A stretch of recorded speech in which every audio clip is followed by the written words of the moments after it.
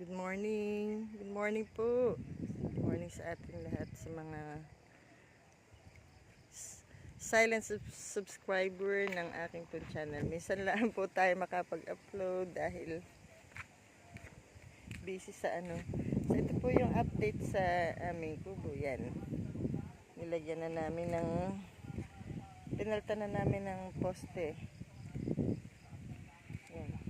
Kasi pagkawayan yan, tumba, pag naka-isang taon, gato na, tutumba na. So, nilagyan namin ng poste ito ay mga poste ng dragon fruit na nangamatay na. So, yun, bali guys. So, hindi natin alam kung ito ba ay kusang nabali o may wisyo. Yan. So hanggang dito yan, nilagyan natin ng poste. Para hindi na tayo lagi nagpapalit ng kawayan. Yan guys. Tapos yung pinutol namin, yan, yung bugambilya. Alago na uli. Ang bilis lumago. Yan, magsilab kami. Nadarang sa init ang halaman. So, yun guys. Ito naman yung mga tira-tira sa mga ano. So, ngayon po yung araw na Sabado, pinasyalan namin ang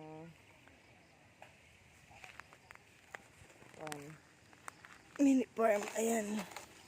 So, parang relaxation na rin lang po sa isang trabaho aming kinakaharap lagi na. So yun ganda ng mga bulaklak. So tagbulaklak na naman po. Yan. So dito mahangin. Sobrang hangin ngayon dito. Nalinis na namin at paano maganda na ulit tingnan.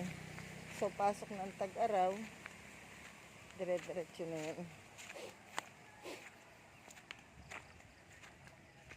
So ito nga po pala yung mga natirang poste sa 2, 3, may 6, 7, 8, 9. So ito ilalagay namin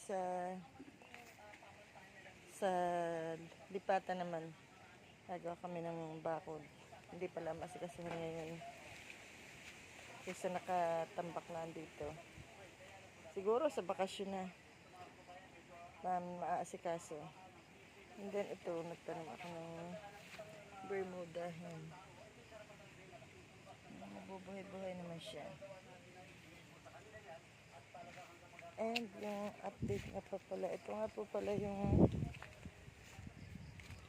rubber tree na pinutol ko. Yan. Actually, marami itong suloy nito 5. Kumuha ko ng 6. Kumuha ko ng 3. Yan, tapos ito, tinanim ko. Pumutol din ako dito. Tinanim ko sa bahay. Ewan ko kung mabubuhay. Under observation pa siya ngayon. Hindi na ako nag-grafting guys. Direct ako na itinanim. Yan. Maganda siya. Bala ko dito, i-bonsai na lang. Yan, para maganda. Hindi na siya magtatataas. May bago na ulit suloy. And then, ito yung tanglad update. Yan, buhay na siya. So, ito tag-araw na to, hindi natin masisiguro, pero at least buhay na siya. Pag nagtag-ulan siya, siguradong tuloy-tuloy na yan. Yan, mga tanim naming atis. Buhay na rin. Yan. Ang kalamansi, yan. Bali, 5 yan. Meron pa doon sa may malapit sa Bombasa, 2, 3, 4. Kaya lang, hindi siya nagbubunga ng marami. Medyo, ang lupa kasi dito, matigas. Ayan. Yung malunggay. So, ito yung inalisan namin ng poste. Bali, mga 20 poste itong natanggal namin. May natira pa din. Hindi na kinaya. Pero aalisin din po namin ito guys. Lahat ng poste dito. Yan. 1, 2, 3, 4, 5, 6, 7, 8, 9, 10, 11, 12. Siguro kulang-kulang 20 pa yan.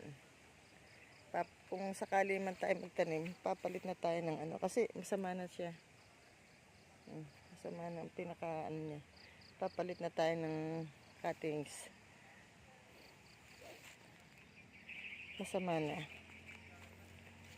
Yun guys. And dito naman sa yan, nagkakadahon ang atis.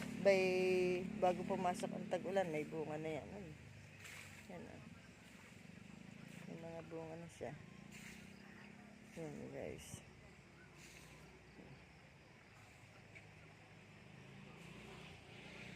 Ito yung langka. Yan.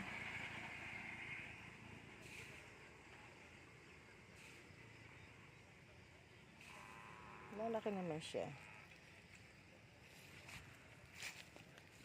Tingnan natin kung bubunga.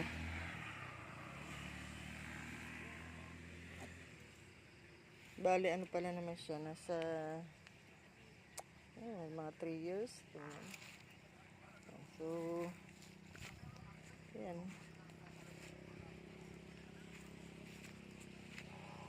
Ito nga po pala, yan. Na-vlog ko na ito dati.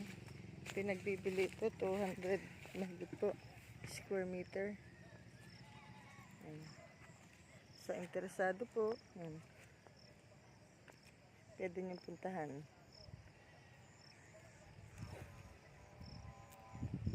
Yan.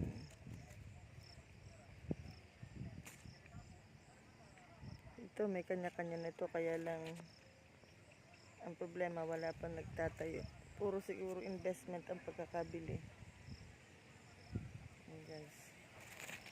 Bali kami pa lang ang kauna-unahang nagtayo dito. Hindi rin namin balak tirhan. Kung ano man, sige, pag nagretiro, retirement house,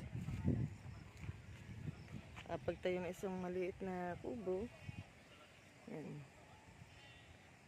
Ayan, malaki na ang nyog. Malaki na ang nyog.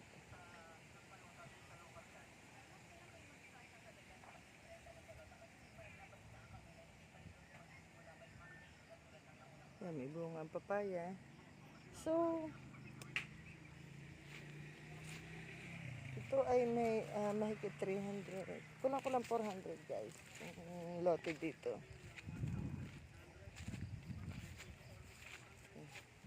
So, kung dalawang bahay, pwede parang magtayo dito. At saka ang kagandahan nito, may titulo na po ito. Napatituluhan na namin sa wakas.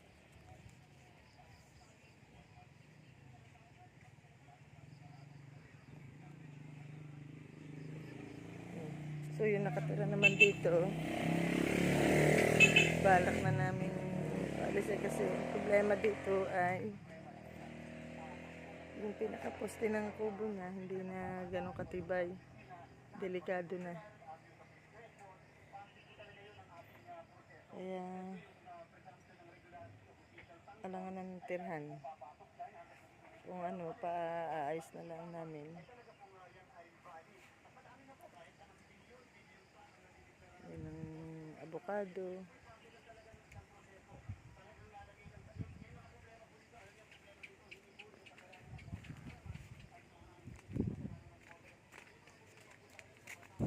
So ito guys yung aming pinapostehan. Hindi na rin na tapusan. Dapat na meron pa isang poste dito.